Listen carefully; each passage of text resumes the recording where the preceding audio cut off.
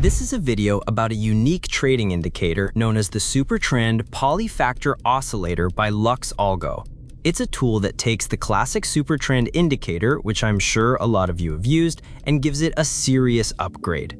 We're going to go over what this indicator is and how you can use it to get a much better read on what the market is actually doing. If you happen to find value in this video, remember to leave a like. Now, to get started with this indicator, you first of all want to go to TradingView, the trading platform that I'm going to be using. If you need to sign up, there's a link in the video description for you to do that. Next, you want to load any chart you like and click on Indicator, then type in SuperTrend Polyfactor Oscillator. It's going to be this one by LuxAlgo. Ladies and gentlemen, this is the all-powerful SuperTrend Polyfactor Oscillator. Now, we all know the regular SuperTrend can be a bit slow and sometimes struggle when the market gets volatile, leaving you feeling like you're a step behind. This oscillator is designed to fix that. Instead of just relying on a single calculation, it actually runs 20 different SuperTrend calculations all at the same time, each with a slightly different setting. Then it blends all of that information together to give you a much richer, more dynamic picture of the market's momentum and strength. When you add it to your chart, you'll see three main visual parts that all work together. The first thing you'll probably notice is what's called the mesh of bars. This mesh is built from the difference between the current price and all 20 of those SuperTrend lines, kind of like getting a crowd's opinion.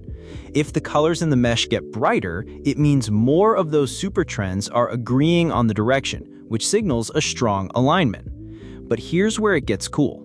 If you're in an overall uptrend, but you start seeing some red bars pop up in the mesh, that could be an early heads up that a pullback might be starting. It adds a whole new layer of nuance.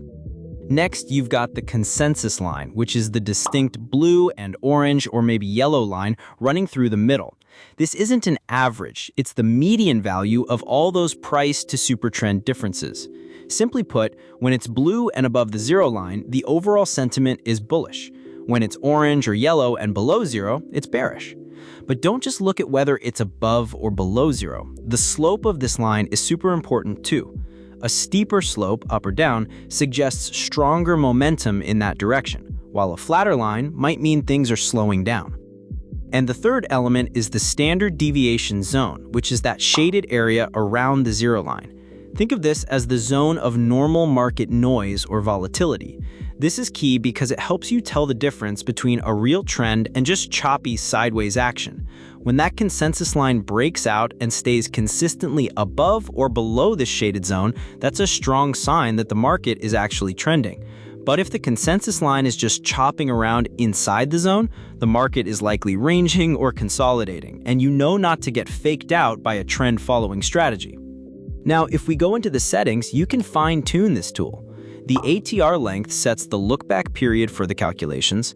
A longer length will give you a smoother, less sensitive oscillator, while a shorter length will make it react faster to price changes. Then you have the starting factor and the increment. The starting factor sets the sensitivity for the very first of the 20 SuperTrends, and the increment controls how much the setting steps up for each of the other lines. A smaller increment keeps the 20 lines closer together, giving you a more detailed, granular reading. You also have a normalization option which can constrain the oscillator's values into a fixed range, like -1 to 1, which can make it easier to compare signals across different charts or assets. Now, for the trading strategy, we're going to add another indicator called PineTrades Market Beacon, or the PT Market Beacon for short, which is our very own custom indicator in partnership with ChartPrime. Once you've added it to your chart, you want to double-click on it to make some changes. We're going to go to the Style tab of it and disable the second buy label, the sell label, the B, the S, the plot candle boxes, pane labels, line fills, and lines. After that, click OK. So for a bullish setup, the condition is going to be just as we described. First, we need to have a long signal from the PineTrades Market Beacon. During that long signal, you want to look down at the Polyfactor Oscillator and see the consensus line trading clearly outside of and above the standard deviation zone.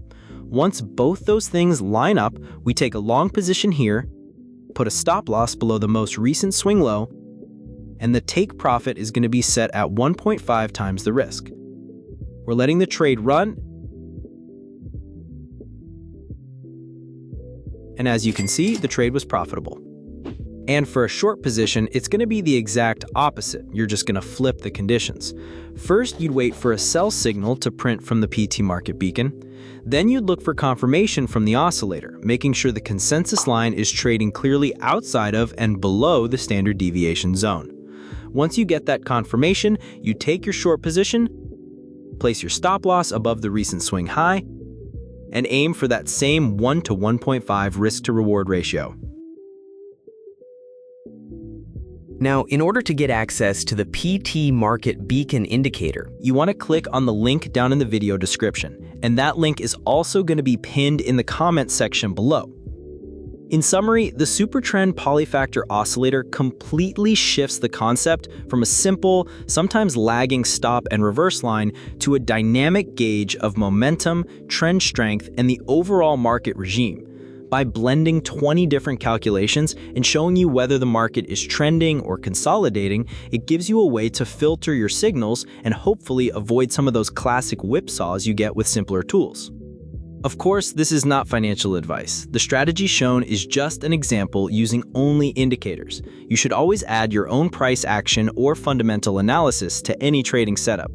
If you found value in this video, remember to leave a like, or even better, consider subscribing to stay tuned. Thanks for watching. See you next time.